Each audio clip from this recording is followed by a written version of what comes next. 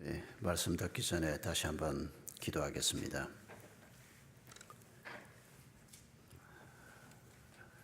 감사하신 주님, 저희들을 오늘도 주님의 거룩한 이름을 경배하는 이 자리로 오게 하심을 감사합니다. 또한 저희들에게 주의 말씀을 허락해 주시고 이 말씀을 붙들고 우리의 남은 길을 걸어갈 때 우리의 삶을 이 땅에서 가장 탁월하고 뛰어나고 평강이 넘치는 삶으로 만들어주시는 주의 은혜를 감사합니다. 우리에게 은혜 베푸시는 것은 저희들을 하나님의 나라와 교회를 위한 일꾼으로 사용하기 위해서인 것을 감사합니다. 어떻게 저희들이 하나님의 일꾼이 될 수 있는지 저희를 인도하시는 주님의 손길을 성경 말씀을 통해서 다시 한번 확인하며 저의 남은 삶을 이 말씀에 맞추어서 살아가기를 간구합니다.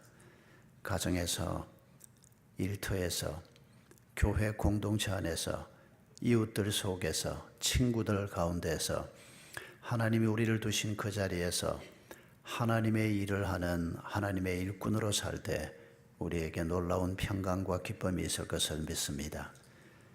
그 길을 저희들에게 다시 한번 가르쳐 주시옵소서. 그 길을 걸어가게 해 주시옵소서. 그 길을 걸을 때 하나님께서 약속하신 평강과 쉼을 누릴 수 있도록 주의 은혜를 베풀어 주시옵소서. 예수님의 이름으로 기도하옵나이다. 아멘. 한 7, 8년 전에 뉴욕에 제가 집회를 왔었습니다. 집회 하루 전날 도착을 해서 전부터 잘 아는 집사님이 저를 공항으로 픽업을 나왔습니다.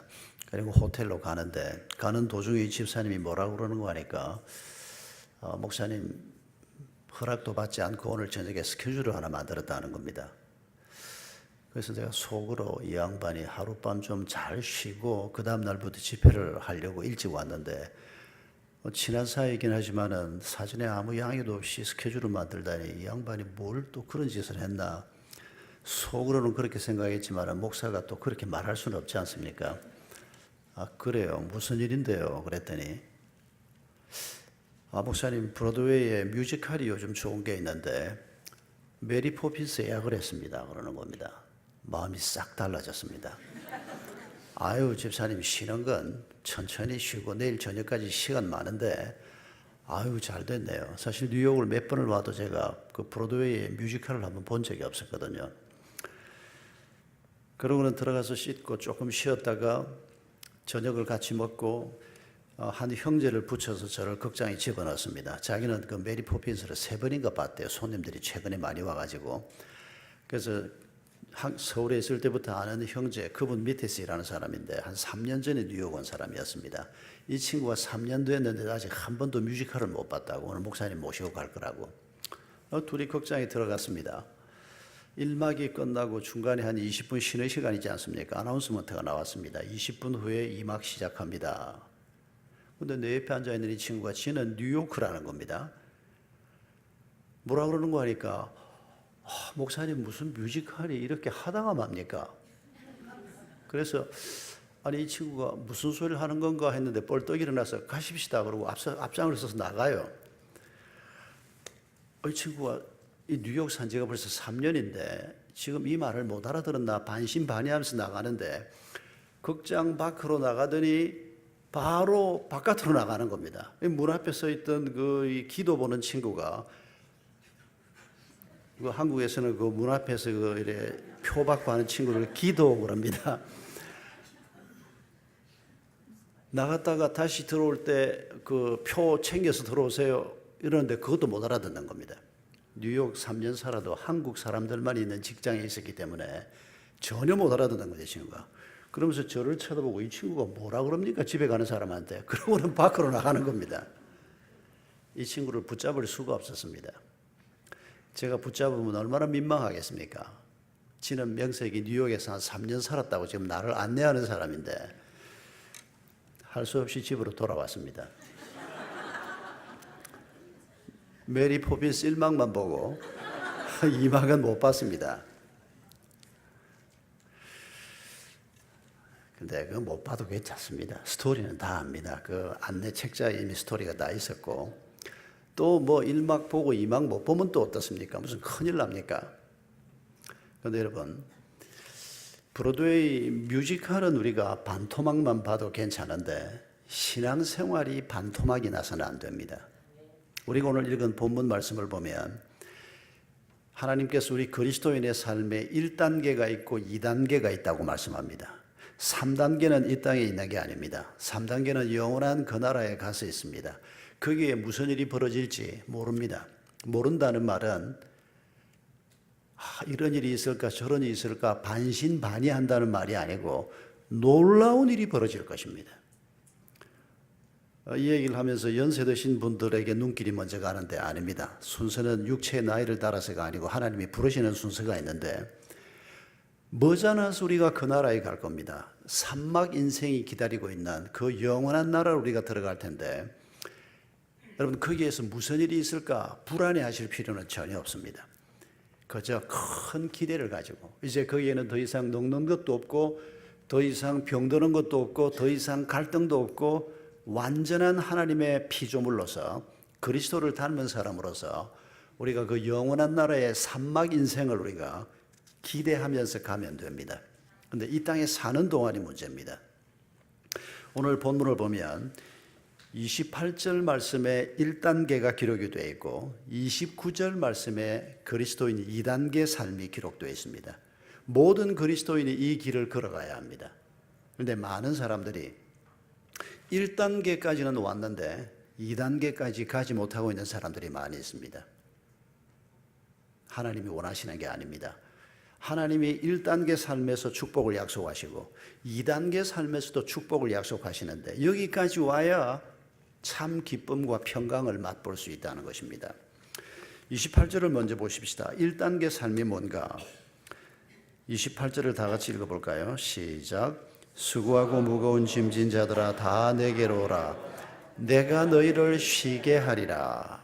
이게 1단계입니다. 2단계를 볼까요? 29절에 같이 읽습니다. 시작. 나는 마음이 온유하고 겸손하니 나의 멍에를 메고 내게 배우라. 그러면 너희 마음이 쉼을 얻으리니. 1단계 쉼은 우리가 무거운 짐을 짊어지고 있는데 이 짐을 내려놓고 얻는 쉼입니다. 그런데 2단계 쉼은 주님이 자신이 짊어질 멍에를 우리에게 지라 그렇게 말씀하십니다. 1단계는 내 짐을 내려놓고 얻는 쉼인데 2단계는 주님이 지워주는 멍에를 짊어지고 얻는 쉼입니다. 이 2단계가 하나님의 일꾼으로서의 삶입니다.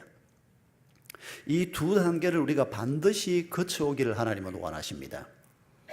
여러분, 우리는 이 세상에 태어날 때부터 죽는 날까지 무거운 짐을 짊어지고 길을 가는 사람들입니다. 가장 무거운 짐은 죄짐입니다. 죄짐 말고도 짐이 많습니다. 먹고 살아야 하는 짐도 있고 성질 고약한 남편하고 같이 사는 짐도 있고 기분 좀 안 좋으면 나가서 그냥 뭐 500만 원, 1000만 원 끌고 들어오는 마누라하고 사는 짐도 있고 뭐 별별 짐들이 다 있습니다. 저를 포함해서 오늘 이 자리에 있는 우리 모두에게도 온갖 종류의 짐들이 우리 어깨에 있습니다. 이 짐을 짊어지고 우리가 2걸음 못 가서 쓰러지고 3걸음 못 가서 주저앉고 이게 모든 사람들이 지금 짊어지고 있는 짐입니다. 단 한 사람의 예외도 없습니다. 이 짐을 돈이 해결해 줄 수 있는 것 아니고 이 짐을 젊음이 해결해 줄 수 있는 거 아니고 이 짐을 노년의 노련함을 가지고도 해결할 수 없습니다. 오직 예수 그리스도께서 이 짐을 해결할 수 있습니다. 그래서 주님께서 우리에게 말씀하시는 겁니다. 내게 나오라. 내 십자가 아래 너의 짐을 내려놓아라. 주님께서 우리에게 말씀하시는 겁니다. 여러분, 우리가 예수 그리스도를 믿을 때 우리의 죄짐이 일단 한번 주님 앞에 십자가 아래 내려놓아졌습니다. 그러나 그렇다고 해서 죄짐이 완전히 없어집니까? 예수 믿고 난 다음에도 사죄의 은혜를 덧입은 다음에도 날마다 우리에게 죄의 문제가 있지 않습니까? 그래서 예배를 드릴 때마다 참여의 기도를 할 수밖에 없습니다. 그 기도와 함께 예배가 시작되어야 합니다. 저희도 예배 서두에 항상 참여의 기도를 주님 앞에 올려드리는데 날마다 아니 순간마다 우리의 짐을 주님 앞에 내려놓는 기도는 그래서 아주 중요합니다. 여러분, 이 짐을 내려놓는 사람이라야 2단계로 갈 수 있습니다. 제 친구 목사 하나가 주일날 설교 준비를 했습니다. 목요일 날 사무실에 설교 본문하고 제목을 주면 주보 원고를 만들어서 인쇄소로 보내면 토요일 날 이제 새 주보가 인쇄가 돼서 돌아오는 이런 시스템으로 되게 주보를 만드는데 목요일 날 바깥에 있으면서 사무실 간사한테 전화를 했습니다. 이번 주일 설교 본문 제목 시편 23편 1절로 6절. 제목은 여호와는 나의 목자시니. 그러니까 간사가 목사님 그게 전부입니까? 뭐가 더 필요해? 그러고 전화가 끊어졌습니다. 토요일 날 점심을 먹고 들어오니까 목사님 서재 책상 위에 벌써 새 주보가 도착이 되어 있었습니다. 목사님이 주보를 보면서 제일 먼저 본문 제목에 눈길이 갑니다. 근데 보니까 본문은 제대로 나왔는데 제목이 잘 못 나왔습니다. 뭐라고 나와 있는 거 하니까 여호와는 나의 목자시니 뭐가 더 필요해? 이렇게 나와 있는 겁니다. 목사님이 깜짝 놀래가지고 인터폰을 들었습니다. 야단을 치려고 인터폰을 들고 다시 보는데 여호와는 나의 목자시니 뭐가 더 필요해? 이 제목이 참 괜찮더라는 겁니다. 그래서 도로 내려놓고 그 제목을 가만히 들여다보고 있는데 뭐가 더 필요해? 이게 마음에 확 와닿더라는 겁니다.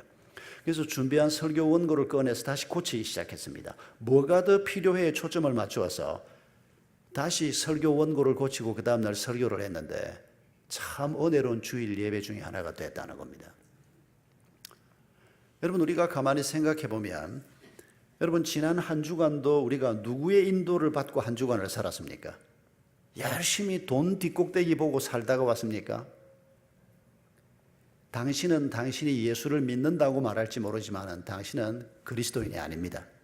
그리스도인은 그러지 않습니다. 주님의 뒤를 보고 우리가 가는 겁니다. 주님이 우리 앞서 걸어가시고 가다가 혹 우리가 돈 때문에 실수하기도 하고 뭐 이런저런 일 때문에 실수하지만 그럴 때마다 다시 또 돌아서서 앞서가시는 주님을 바라보면서 길을 걸어가는 사람이 그리스도인입니다. 여호와는 나의 목자시니 주님이 우리의 길을 인도하고 있습니다. 여러분, 여기에서 벗어나면 큰일 납니다. 그런데 문제는 뭔가 하니까 주님이 내 길을 인도하시는데 내가 원하는 길로 가지 않습니다. 이게 문제입니다.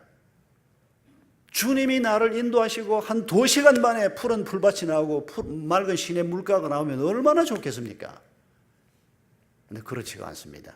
시편 23편을 보면 사망의 음침한 골짜기를 지나가는가 하면 원수 앞을 지나가는 이런 얘기가 나옵니다.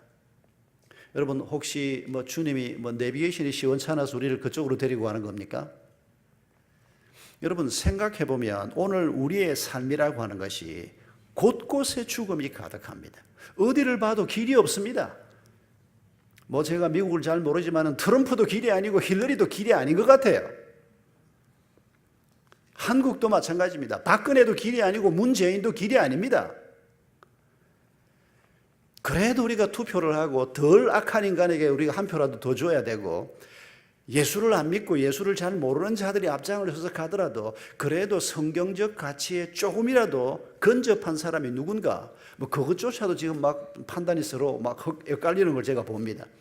제가 아주 좋아하는 목사님 두 분이 제가 이름을 대면 여러분도 알만한 목사님 두 분이 그래도 성경적 가치를 보면 트럼프가 낫다 이러는 분도 있고 전체적으로 보면 그래도 트럼프보다 힐러리가 낫다. 제가 아주 좋아하는 두 목사님. 아마 여러분도 비슷한 얘기를 많이 듣고 이번 투표를 하셨을 텐데 또 투표 결과를 지켜보았을 텐데 그런데 여러분, 신앙이 좀 있는 사람들이 중요한 일을 한다고 해도 실수를 많이 하게 돼 있습니다. 예수를 알지 못하는 사람이 길이 아닌 것은 말할 것도 없고 예수를 좀 아는 사람이 맡았어도 정치판 자체가 너무 엄청난 파워가 있고 파이가 너무 크기 때문에 그 속에서 사람들이 공의롭게 뭘 하기가 너무 어려운 곳입니다. 길은 예수 그리스도밖에 없습니다. 그래서 우리가 어떻게 해서든지 주님이 앞서 걸어가시는 그 길을 우리가 뒤쫓아가려고, 주님이 나를 인도해 가는 길이 때로는 사망의 엄침한 골짜기를 통과할 수도 있고, 왜? 주님이 잘못해서가 아니고 도처에 죽음이 깔려있기 때문에, 도처에 우리의 원수가 있기 때문에, 한 집에 사는 그 양반이 때로는 내 원수가 되고 내가 가족들의 원수 노릇을 하기도 하고, 주님이 능력이 부족해서가 아니고 오늘 우리의 삶의 자리가 그러하기 때문에 우리를 이렇게 인도할 수밖에 없다. 그러나 주님의 뒤를 따라가면 결국은 푸른 풀밭 맑은 시냇 물가로 가게 되는, 그래서 주님이 나를 인도한다면 뭐가 더 필요해? 한 분도 아멘을 안 하시네. 둘 중에 하나겠지요. 너무 당연한 말을 하니까 아멘을 안 했지. 아니면 아유, 주님을 어떻게 다 믿고 주님한테 내 삶을 맡기겠습니다 그래 놓으면 주님이 무슨 짓을 하실지 모르는데만 내일 아프리카로 갖다 박아 놓을란지 그냥. 둘 중에 어느 쪽인지는 여러분이 판단하십시오만은, 여러분 이게 그렇게 단순한 문제가 아닌 것 저도 압니다. 목사지만은 저도 제 삶을, 내 아이들의 삶을, 우리 성도들의 삶을 주님이 온전히 주장해 주옵소서 이런 기도를 늘 마음에 가지고 있지만은 자주 하나님에 대한 불신 때문에, 전에는 더 심했습니다. 신대원 다닐 때 저는 목회였습니다. 그 이전에 받은 소명이. 그런데 신대원 1학년 때 신대원 들어가서 선교사 한 분이 와 설교를 하는데, 이 선교사들은 오면 자기가 있는 지역에 사람이 필요하다는 겁니다. 그리고 여러분 같은 젊은 사람이 와야 된다는 겁니다. 설교 끝나면 꼭 오세요 하고 초청을 하는데 제가 일어날 뻔했다는 거 아닙니까? 나는 분명히 목회로 부름을 받았는데 그게 확신이 있는데 안심이 안 되더라고요. 그래서 제가 한동안 선교사가 신학교 채플에 와 설교한다 그러면 제가 안 들어갔습니다. 혹시 재패갈까 싶어서. 참 지금 생각하면 하나님 앞에 너무 죄송한 일이었는데, 그래서 제가 신대원을 졸업한 다음에 서울에 올라와서 목회를 시작하면서 OMF 선교사 훈련 프로그램에 들어갔습니다. 선교사 후보생도 아니면서 부탁을 했습니다. 한 달 동안 내가 같이 훈련받게 해달라. 혹시 하나님이 나를 선교사로 부르면 OMF를 통해서 내가 나가고 싶다. 내가 이런 지금 문제를 안고 있다. 그랬더니 이 책임자가 들어오라고. 그래서 한 달 동안 들어가서 함께 훈련을 받았는데 하나님이 저를 선교사로 부르지는 않아서 오늘까지 이러고 있습니다. 내 아이 머리에 손을 얹고 유치원 지금 다니고 있는 아들을 잠자리에서 손을 얹고 하나님 내 아이를 주님 손에 맡기겠습니다. 그리고 기도를 하려고 하는데 기도가 안 나오더라는 겁니다. 이 우리 교회 이집사라는 젊은 부인, 30대 초반의 젊은 부인이 훈련 프로그램에서 했던 얘기입니다. 내 아들을 주님 손에 맡깁니다. 전능하신 주님, 그의 아들 예수 그리스도를 나를 위해서, 내 아이를 위해서 허락하신 극진한 사랑의 예수 그리스도, 주님 손에 내 아이를 맡깁니다. 이것보다 더 안전한 길이 없다고 평소에 생각을 했는데, 그런데 아이를 위해서 저녁마다 성경 읽어주고 기도하고 재워야 되겠다 이런 말씀을 듣고 그걸 실천을 하면서 잠이 들어가는 아이 머리에 손을 얹고 주님 손에 이 아들을 맡깁니다라고 기도를 하려고 하니까 막 걱정이 되더라는 겁니다. 이랬다가 이 아이를 하나님이 아프리카에 갖다 박아놓으면 어떡할까 이런 생각 때문에. 이게 오늘 우리의 문제입니다. 죽는 날까지 우리의 문제가 될 겁니다. 그러나 주님이 내 길을 인도하신다면 뭐가 더 필요해? 여러분 이게 우리의 고백이 될 수 있기를 바랍니다. 이런 마음의 자세를 가지고 살아갈 때 거기에 쉼이 있다는 겁니다.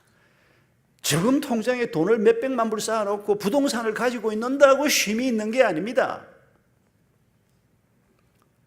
얼마나 거기에 부수어진 조각난 평강들이지, 평강이 있다고 말하지만 그렇지 않은 것, 그동안 저도 직접 간접으로 많이 보면서 살고 있습니다만은 오직 주님의 인도함을 받는, 그런데 여기에 항상 우리의 욕심이 문제입니다. 전적으로 주님을 신뢰하지 못하고 내 욕심이 개입되는 것, 마치 내가 내 생각대로 이루어지면 하나님이 나를 인도하는 것보다 더 나을 것처럼 우리가 판단하는 교만, 이게 항상 문제입니다. 시편 23편의 1화를 하나 더 말씀을 드리고 다음 주제로 넘어가야 되겠는데,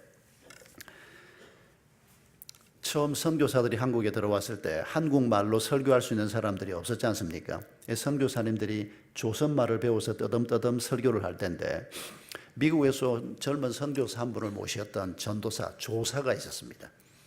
그래서 이분이 선교사님한테 한국말, 조선말 가르치고 이 선교사님 말고삐를 잡고 지방을 다니면서 성찬식 인도하고 세례식하고 이제 이런 조사가 한 분 있었는데 이분이 모셨던 선교사님의 18번 설교가 시편 23편이었습니다. 항상 처음 가는 곳에서 이 선교사님이 시편 23편 주는 하나님은 여호와는 나의 목자시니 이 설교를 항상 했답니다. 그런데 어느 날 또 처음 가는 곳에 갔습니다. 그런데 선교사님이 메모를 주는데 보니까 메모가 좀 이상했습니다. 그래서 선교사님 메모가 제목이 특히 좀 틀리지 않았습니까? 그러니까 선교사님이 보더니 맞습니다. 그러고 주는데 시편 23편 본문은 그대로 적혀 있는데 제목이 뭐라고 적혀 있는 거 아니까 여호와는 나의 목자시니가 아니고 여호와는 나의 목 자르시니 이렇게 적혀 있더라는 겁니다. 그래서 이 조사가 아니 이 선교사님이 도대체 무슨 설교를 하려고 시편 23편을 가지고 여호와가 내 목을 자르다니 지금까지 그 설교를 들어본 적이 없었는데 너무 궁금해하면서 설교를 들었는데 그날 이 선교사님이 한 설교가 뭔고 하니까 하나님이 우리의 길을 인도하시는 목자가 되려고 하면 우리의 목을 잘라야 한다는 겁니다. 우리의 욕심을 내려놓아야 한다는 겁니다. 내 생각을 내려놓아야 한다는 겁니다.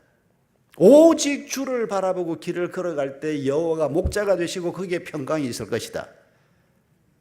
그 설교를 직접 듣지 못한 건 참 유감입니다만은 그 일화를 듣는 것만으로도 그 선교사님이 무슨 설교를 했는지 충분히 이해가 됩니다. 여러분 우리의 생각을 내려놓고 내가 가지고 있는 작은 야망을 내려놓고 하나님이 내 길을 인도하시는 그 길이 어디인가 우리가 말씀을 구하고 성령의 도우심을 구할 때 놀라운 하나님의 쉼과 평화가 있을 것입니다. 이게 1단계 그리스도인의 삶입니다. 모든 그리스도인이 여기를 거치게 되어 있습니다. 특히 우리의 죄짐을 져주시는 예수 그리스도의 십자가의 은혜, 죽음을 이기신 예수 그리스도의 부활의 능력, 여러분 이 1단계를 거치고 난 다음에 이제 2단계로 갑니다. 오늘 본론입니다. 주님이 말씀하십니다. 나는 마음이 온유하고 겸손하니 나의 멍에를 메고. 예수님의 멍에가 무엇입니까? 예수님이 여러분에게 져달라고 한 멍에가 무엇입니까? 여러분 예수님께서 하시고 싶은 일을 예수 그리스도의 제자요 대리인인 우리에게 부탁하신 일들이 있습니다. 제일 먼저 떠오르는 게 교회지요. 교회만이 아닙니다. 우리 삶의 모든 영역에서 여러분 먼저는 여러분이 결혼해서 부부가 되셨습니까? 그 부부가 된 것이 당신 배우자를 위해서 당신이 돕는 자가 되고 섬기는 자가 되라고 주님이 주신 기회인 것을 아십니까? 그래서 창세기 2장 18절에서 돕는 배필이 되라, 섬기는 배필이 되라고 주님이 말씀하신 이 원리 속에서 우리가 결혼하게 됐다는 걸 아십니까? 그런데 우리가 섬길 마음이 별로 없습니다. 내가 예수를 믿는다고 하면서도 섬기기보다는 끊임없이 바라고 앉아 있습니다. 이 여자가 이 남자가 나한테 요만큼만 잘해주면 내가 이만큼 더 잘해줄 텐데. 여러분 바라는 것이 이기심이고 그 이기심이 죄의 근본이라는 것을 잊지 말아야 합니다. 결혼할 사람은 물론이고 이미 결혼한 사람, 결혼할 사람들은 좀 유리합니다. 그래도 아직 결혼 실전에 들어가기 전에 결혼을 통해 하나님께서 내게 지워주는 짐이 뭔가를 미리 알고 시작하면 훨씬 유리하지 않습니까? 여러분 주님이 이 사람을 도우라고 섬기라고 그래서 함께 거룩한 하나님의 교회인 가정을 세우라고 우리에게 결혼의 기회를 주신 것을 잊지 마십시오. 거기에 순종하는 것이 신앙생활입니다. 자녀를 키우는 일이 주님이 우리에게 부탁한 일인 거 아시겠습니까? 내 자식이니까 내가 알아서 키운다. 아닙니다. 하나님께서 내 자식으로 허락하셨고 내 뜻을 따라 키우는 것이 아니고 하나님의 뜻을 따라 자녀를 키우는 것이 부모가 가지고 있는 주님의 멍에입니다.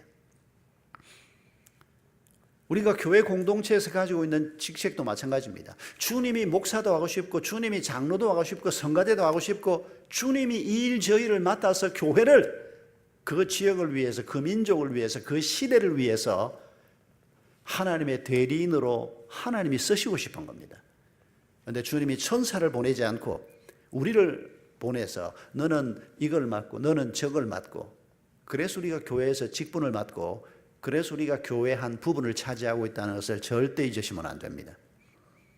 우리가 세상에서 갖는 직업도 마찬가지입니다. 나가서 돈 열심히 벌어서 뭘 하든지 돈 많이 벌어서 내가 11조 하면 될 거 아니냐? 아닙니다. 그리스도인은 그렇게 생각하는 사람이 아닙니다. 내가 그리스도인인데 내 마음속에 아직도 일에 대해서 돈만 많이 벌면, 그리고 헌금 많이 하면 될 거 아니냐, 이렇게 생각하는 사람은 빨리 생각을 바꾸셔야 합니다. 생각 안 바꾸고 있으면 당신은 기독교의 교인이 되는 것이 아니고 돈교의 교인이 되고 말 것입니다. 돈이 먼저가 아닙니다. 내가 하고 있는 그 일을 통해서 세상을 섬기고 사람을 섬기는 것이 먼저라는 거 잊지 마십시오. 그러면 세상 섬기고 사람들을 섬기고 그러면 돈은 안 벌어도 된단 말이냐? 너무 그렇게 급하게 말하지 마십시오. 돈 안 벌면 우리가 어떻게 살 겁니까? 돈이 첫째가 아니라는 겁니다. 내가 하고 있는 그 일, 심지어는 은퇴를 하거나 또 전업주부이거나 돈을 못 버는 일이어도 내가 하고 있는 그 일을 통해서 주님을 섬기고 세상을 섬기는 일이 한 주간 동안에 우리에게 일어나야 할 하나님의 일꾼으로서의 책임이라는 것을 잊지 말라는 것입니다. 여러분, 이런 생각을 가지고 사는 사람, 이 사람을 하나님의 일꾼이라고 하고, 이 하나님의 일꾼에게 우리 주님께서 너희 마음이 쉼을 얻으리니 두 번째 쉼을 말씀하고 있습니다. 왜 성가대 하십니까? 뭐 여기 다른 직분자는 잘 안 보이고 성가대는 이렇게 눈에 띄게 앉아 있으니까, 이렇게 예쁜 옷을 입고 앉아 있으니까. 노래하는 게 좋아서 그런 사람은 당장 내려오세요. 그것 가지고는 부족합니다.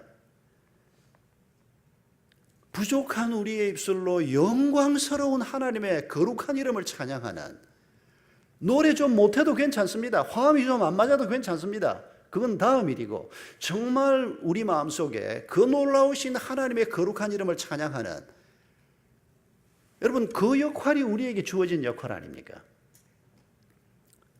그런데 그 사람이 정말 거룩하신 하나님의 이름을 찬양하려고 하는 건가, 아니면 지 좋아서 하는 건가, 이게 딱 표가 나는 때가 있습니다. 저희 교회 권집사라는 사람이 있었습니다. 소프라노였습니다. 노래 아주 잘하는 여자였습니다. 50몇 살쯤 된, 자기 말로 30년을 성가대를 했다는 사람이었습니다. 저희 교회 와서 샘물교회 때 열심히 성가대를 했는데 노래를 아주 잘했습니다. 그런데 전공자는 아니었습니다. 유치원 원장이었습니다. 그런데 오늘 찬양대에서 지휘자가 소프라노를 한 사람, 뭐라 그럽니까? 이제 합창 중에 독창하는 파트가 있었는데, 그걸 전공한 젊은 30대 여성한테 맡겼습니다. 이 지휘자로서는 당연히 성악 전공한 사람한테 맡겨야 맞지 않습니까? 그런데 우리 권집사가 화가 났습니다. 자기가 이 성가대 터줏대감인데 이 성가대 밥을 먹인 게 얼만데, 자기가 30년을 찬양대에 앉아있고 소프라노를 자기가 성악 전공한 사람 못지않게 하는데, 젊은 지휘자가 이래가지고는 막 분노가 터뜨려져가지고 성가대를 뒤집어갖고 교회를 떠나버렸습니다.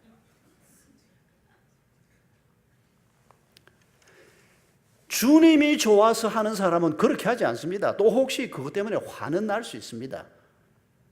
그러나 정말 주님의 이름을 찬양하는 사람이요, 주님이 내게 맡겨주신 짐을 지는 사람이라고 하면, 사람이니까, 연약하니까 내가 좀 인정을 못 받는다 싶을 때 화는 날 수 있습니다.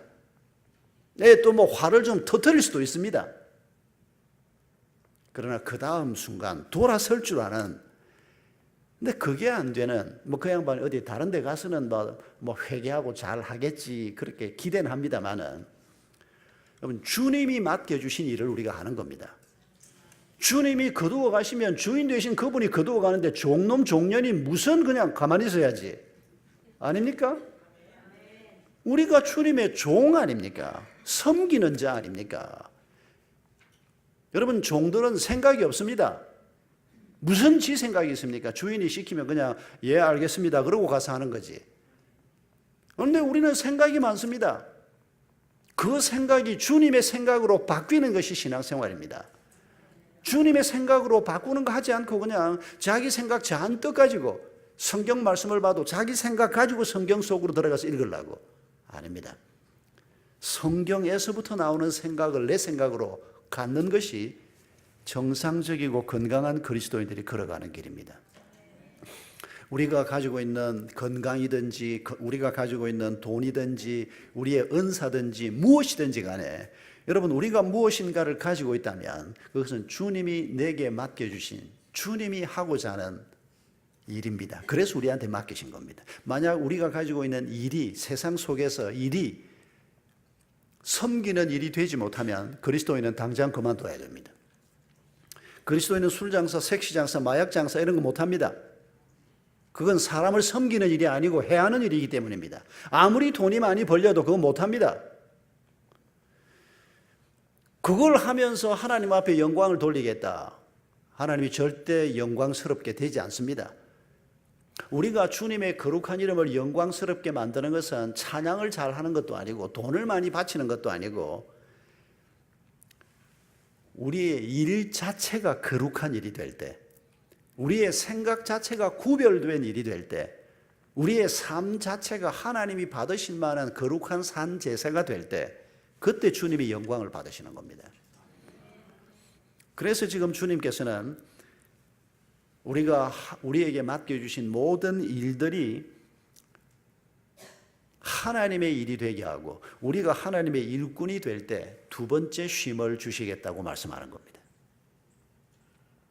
오늘 제가 여러분을 이렇게 보고 있으면 여러분이 어떤 분인지 어떻게 예수를 믿었는지 지금 어떤 삶을 살고 있는지 전혀 모르지 않습니까? 제가 설교는 열심히 하고 있습니다만은 이 설교에 대해서 여러분이 가지고 있는 피드백 혹은 여러분에 대한 기대 같은 게 별로 없으니까 저희 교회 강단에서 설교할 때 한 반토막 설교를 하는 것 같아. 저희 교회에서 설교를 할 때는 그렇지 않습니다. 처음 오는 분들도 있긴 하지만은 그래도 지금 저희 교회에서 저하고 서울 영동 교회 때부터 분립 개척 운동을 같이 한 멤버들이 한 30명쯤 저희 교회에 앉아 있습니다. 제가 신대원 졸업하고 1981년도에 서울에 올라갔습니다. 풀타임 사역 처음 시작했습니다. 17년 서울 영동교회. 그 교회 네 번째 분립개척교회를 맡아서 분당으로 내려와서 13년, 그리고 그 교회 다섯 번째 분립개척교회를 맡아서 4년 전에 지금 동백으로 내려왔습니다. 제가 지금 남하중에 있습니다. 강남에서 분당에서 동백으로, 여기 이제 남쪽으로 수도권 신도시를 만들고 있는 이 벨트를 따라서 제가 내려오게 됐는데, 서울 영동교회 때부터 지금 분립개척운동에 같이 동참한 사람이 여전히 한 30여 명 있습니다. 지난해 은퇴하신 우리 정 장로님, 서울 영동교회 때부터 같이 개척운동을 해왔던 분입니다. 참 잊을 수 없는 참 귀한 분입니다. 그분이 옆에 있어서, 그 부부가 옆에 있어서 얼마나 힘이 되고 얼마나 격려가 되는지 모릅니다. 우리 샘물교회에서 150명 파송받아서 함께 나온 사람들입니다. 이분들이 주축이 돼서 지금 교회가 몇 년 동안에 이제 좀 늘어났는데, 설교를 하고 있으면 사람들을 쳐다보고 있으면 그냥 보는 것만으로 제 마음에 도전이 됩니다. 몇 년 전에 돌아가셨습니다만 꼭 한 요쯤 중간쯤에 앉아있던 우리 이집사라는 친구 있습니다. 그 친구 인간 말종이었습니다. 알코올 중독 때문에 병원에 한 7번 입원을 했습니다. 7번째 입원했을 때 병원에서 청소하는 아줌마한테 10만 원짜리 수표를 주면서 소주 한 병 사다 달라고, 나머지는 당신 가지라고. 이 여자가 돈에 눈이 어두워가지고 남는 돈이 얼마입니까? 9만 한 8천, 7천 원이 남지 않습니까? 그거 가지고 소주 한 병 사다 줬습니다. 그거 마시다가 의사한테 들통이 나가지고 얼마나 의사가 화가 났는지, 알코올 중독 때문에 지금 실려온 사람인데, 우리 부인이 이집사를 보고, 부부가 다 이집사인데, 이집사를 보고 장례 준비하시라고, 환자 듣는 앞에서 장례 준비하시라고, 대개 남편이 오래 못 사실 것 같다고. 그렇게 심한 알코올 중독자였습니다. 그리고 퇴원을 했습니다. 방법이 없으니까. 부인이 잠깐 나간 사이에 제대로 걸음도 못 걸을 정도로 몸이 나빴는데 아파트에서 엉금엉금 기어나가서 앞에 있는 슈퍼에 가서 또 술을 사가지고 와서 그 술을 또 마시는데 하나님의 놀라운 은혜가 임했습니다. 나이 50 될 때까지 그렇게 10몇 살 때부터 50 될 때까지 술에서 깨본 적이 없다는 인간입니다. 그러니 인간 말종이지 뭡니까 그게. 그런 남자를 뭐 한다고 좋아해가지고 이 우리 그 부인이 이 집사가 모성애가 너무 가득한 여자입니다. 이 인간을 살리려고 하나님께서 그런 여자를 붙여준 겁니다. 그것 말고는 설명이 안 됩니다. 부인이 밖에 나갔다가 딱 들어왔는데 보니까 남편이 그렇게 나가서 소주를 사와가지고 그걸 딱 마셨는데 평생 동안 그렇게 꿀맛이었던 소주가 소태맛이 된 겁니다. 막 토해내고 막 엉망진창이 된 겁니다. 그럴 때 부인이 딱 들어온 겁니다. 부인이 그 꼴을 보니까 뭐 안 봐도 비데오입니다. 그냥 그 엉망진창이 되어 있는 거기에 남편을 끌어안고 울면서 기도하기 시작한 겁니다. 성령께서 그 자리에 임하셨습니다. 이 남편이 회개하고 술 맛이 소태맛이 되니까 이 사람이 인생의 낙이 이제 없어진 겁니다. 그 다음 주일부터 교회를 왔습니다. 그리고 변화가 되기 시작하는데 이 사람이 새물교회를 개척을 할 때 목사님 저도 개척에 동참하겠습니다. 우리 장애인 사역 팀장이 됐습니다. 얼마나 신실하게 섬겼는지 모릅니다. 그러면 술 때문에 이 사람이 좀 일찍이 돌아가셨습니다. 한 몇 년 전에 돌아가셨는데 여러분 우리가 짊어지고 있는 인생의 짐이 참 무겁지만은 그러나 주님이 지워주신 짐을 지고 걸어갈 때 저는 목회자로서 하나님이 지워준 짐을 지금 지고 가는 건데 우리 이 집사가 앉아있는 걸 보면 그냥 쳐다보면 마음이 그냥 벌렁벌렁합니다. 그냥 세상에 저런 인간도 지금 와서 앉아있는데 저도 일조했지 않습니까? 그 양반 처음 교회 온 날부터 한 10년 저하고 같이 신앙생활하다가 떠났는데 와이프가 제일 큰 공로자고 두 번째 공로자는 우리 교회 유집사님 나중에 장로님 되셨습니다. 그 구역에 집어넣어 놨더니 이분이 정말 아버지처럼 나이가 한 10살 이상 차이 나는 아버지처럼 이 사람을 데리고 가르치고 이 집안을 인도를 하고 정말 수고하신 분입니다. 제 생각에 제가 세 번째쯤 되는 것 같아요. 그러니까 그 사람을 보면 그냥 보는 순간 그냥 가슴이 벌렁벌렁합니다. 복도에서 그 양반을 만나면 나이가 뭐 적지 않은 저보다 한두 살, 한 서너 살 아래쯤 되는 사람이었는데 제가 항상 껴안습니다. 그 사람은. 항상 껴안습니다. 우리 교회 강집사 그 친구 얼마나 고약한 놈인지 모릅니다. 미국 유학 와서 박사학위 받고 한국에 돌아가서 대학 교수도 했습니다. 부인도 피아노 전공한 사람인데 공부하고 싶었는데 남편 뒷바라지 한다고 세탁소 일해가면서 남편 공부시켜서 한국의 대학 4년제 대학 교수가 돼서 들어왔습니다. 남편도 집사고 부인도 집사입니다. 그런데 이 친구가 바람이 났습니다. 참 기가 막힌 배신을 한 겁니다. 저희 교회 어느 날 새벽에 기둥 뒤에서 한 젊은 여성이 울면서 기도를 하는데 너무 애절하게 울면서 기도를 하는데 가슴이 아플 정도였습니다. 왜 그렇게 우냐고 물어볼 수도 없고 이 부인이 이사를 마침 이제 그런 상황에서 이사를 분당으로 오게 된 겁니다. 그리고 이제 저희 교회를 오게 되고 이분이 아무한테도 얘기하지 않고 왜냐하면 하나님께서 은혜를 베풀어서 남편이 다시 돌아올 것이라고 자기는 확신하는데 딸도 있고 아들도 있고 이 남편이 돌아왔을 때 너무 많은 사람이 알고 있으면 부끄러워서 안 되니까 아무한테도 말 안 하고 자기를 원투원으로 케어해 주었던 여전도사님하고 제 아내하고 두 사람한테만 얘기를 한 겁니다. 저한테는 목사님한테는 기도 부탁을 해달라 세 사람만 알게 된 겁니다. 한 3년을 그렇게 울었습니다. 여러분 그 짐이 얼마나 무거운 짐입니까? 그런데 이 부인이 그 남편을 버리지 않고 나 같으면 버려도 몇 번 버렸겠구만. 그렇게 속을 새기고 그렇게 배신을 하는 남자를 정말 그 강집사도 마누라 복이 많은 사람입니다. 한 3년이 지났는데 어느 날 주일날 보니까 우리 박 집사 옆에 남자가 앉아 있는데 이게 남편이야. 딱 보면 알 수 있거든요. 둘이 거리를 보면 알 수 있습니다. 둘이 이렇게 쳐다보고 얘기를 하는데 남편이야 이게 분명히.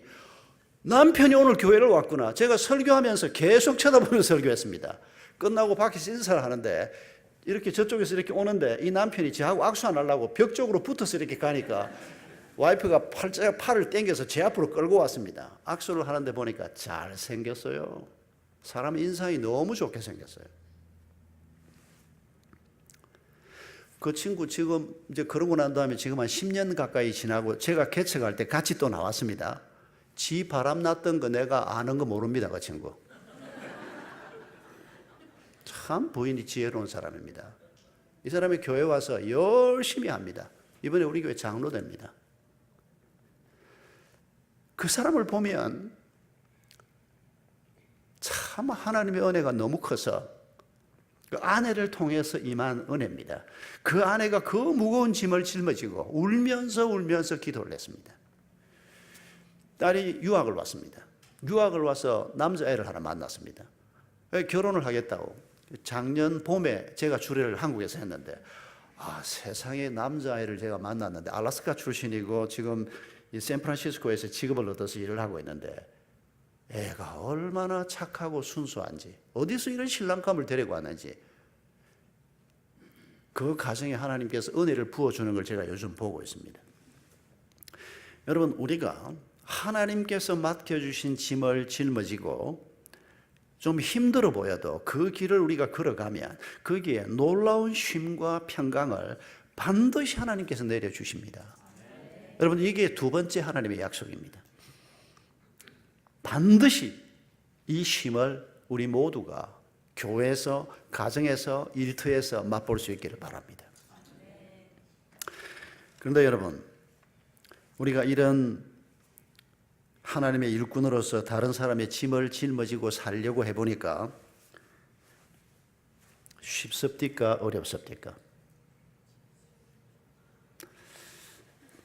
대답하셔야 설교 끝납니다.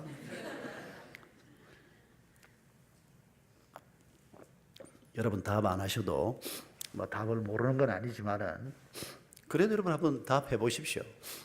여러분 가정에서 그냥 부부가 아니고 내가 하나님의 일꾼으로서 내가 이 사람을 섬긴다.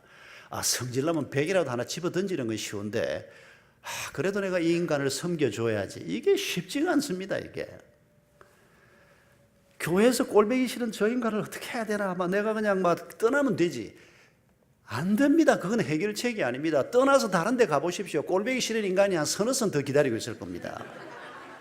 내가 내 문제를 해결하지 못하고 하나님과의 관계가 해결 안 되는데 그 모습 가지고 어디를 간들 해결 안 됩니다.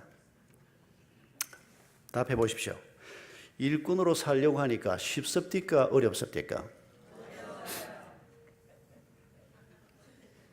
대답 안 하는 분은 이쪽도 아니고 저쪽도 아닙니까? 그런데 주님은 뭐라고 답하십니까?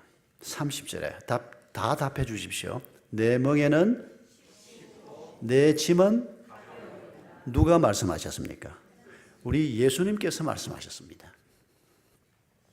주님이 우리의 이런 어려움을 몰라서 이렇게 얘기하시는 게 아닙니다.